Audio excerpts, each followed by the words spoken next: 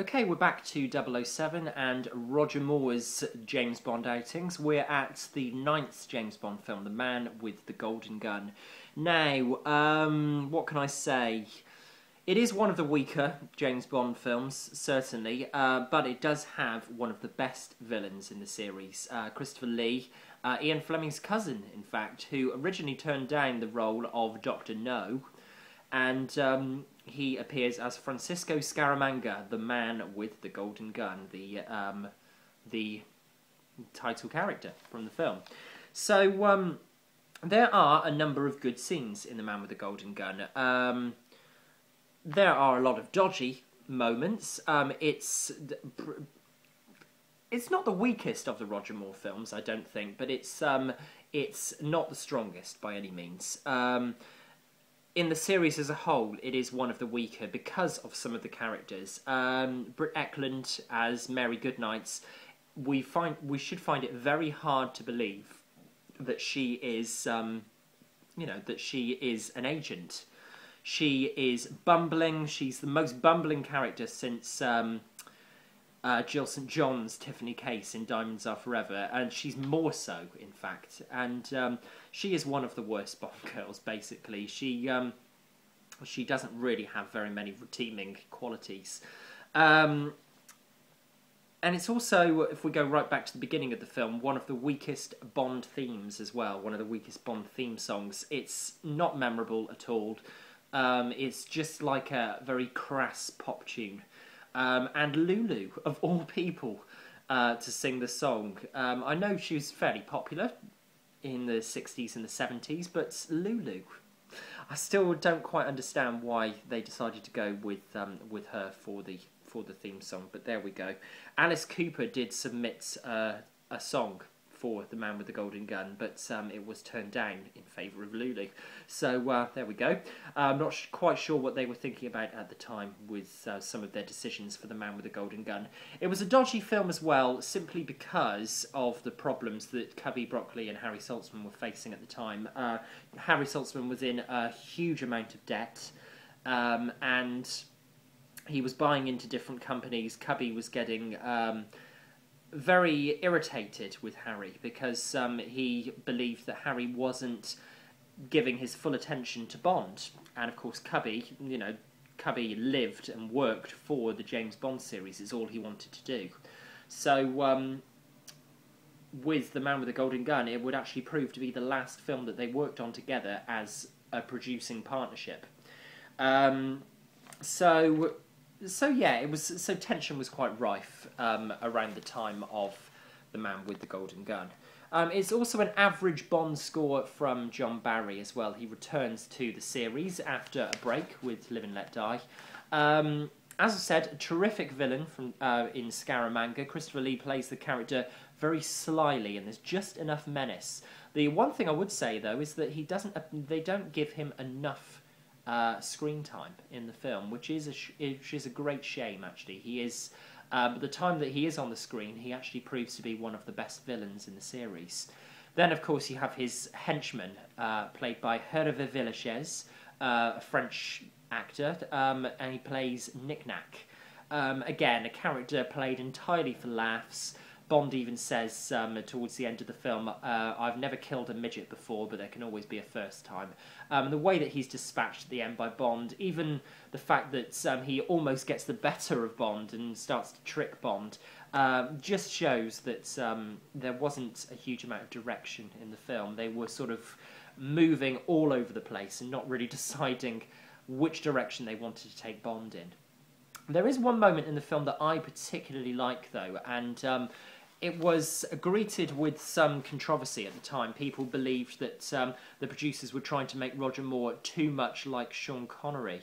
And it's the scene where Bond walks in on Miss Anders, Andrea Anders, played by the ever-brilliant Maud Adams. He walks in on her in the shower, and she orders him to get out of the room, holds up a gun to him. As soon as she turns away, Bond is inspecting the golden bullets from the golden gun that's on the bed in her hotel room, and Bond flicks the gun out of her hand and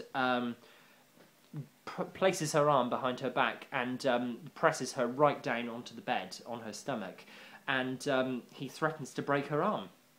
It's quite a tough scene for Roger Moore. Roger Moore is considered the playful 007. He's not a man who would choose to kill.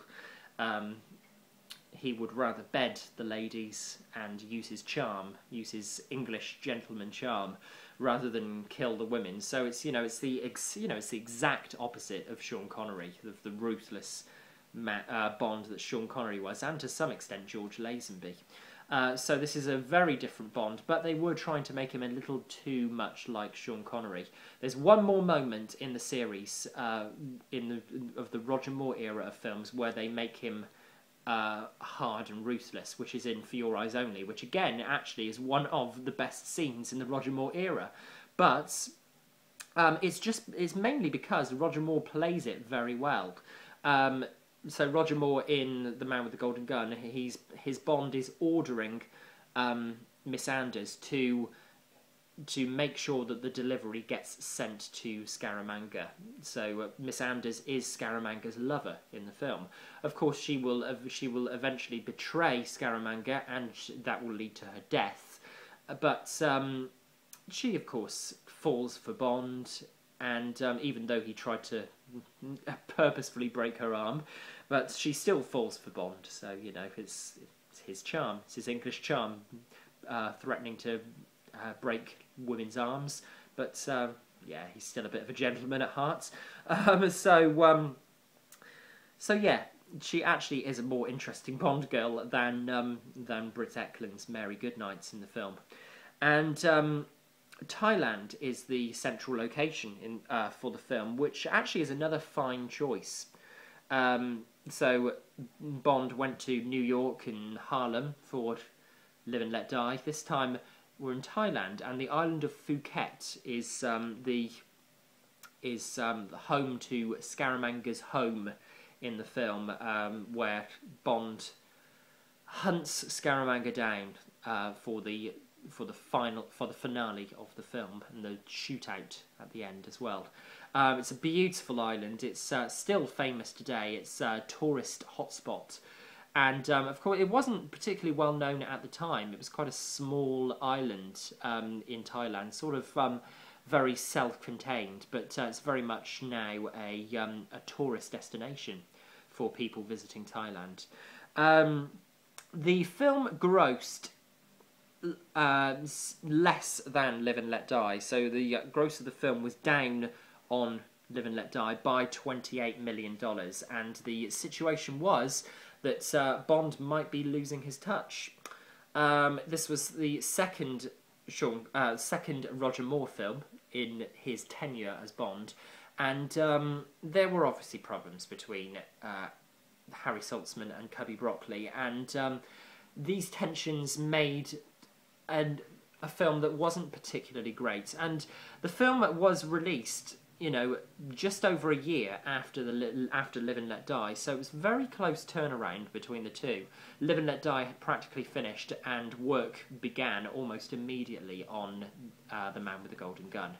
So the choice now was for, obviously, Harry Saltzman had to leave the partnership. He had to sell the rights to Cubby Broccoli, his share of the Bond films, and Cubby Broccoli would be working as the sole producer of the Bond series. So with the next film, The Spy Who Loved Me, it was down to Cubby. Would the next film make him or break him? Would it make the series or break the series?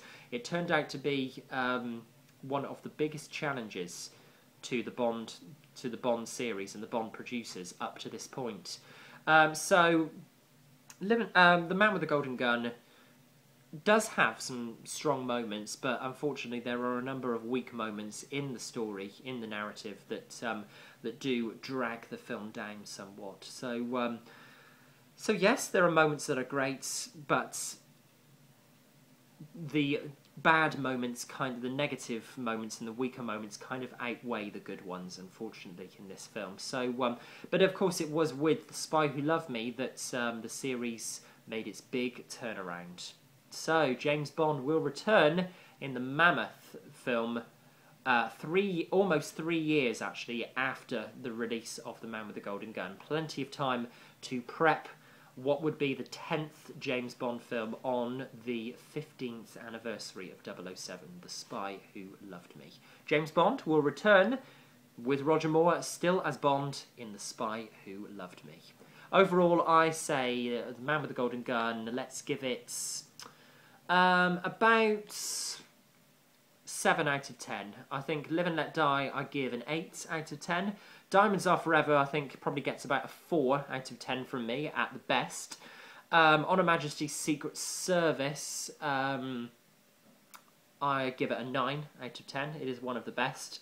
Some of the earlier ones, You Only Live Twice, again, one of the weaker ones, about a 6 out of 10 for that one.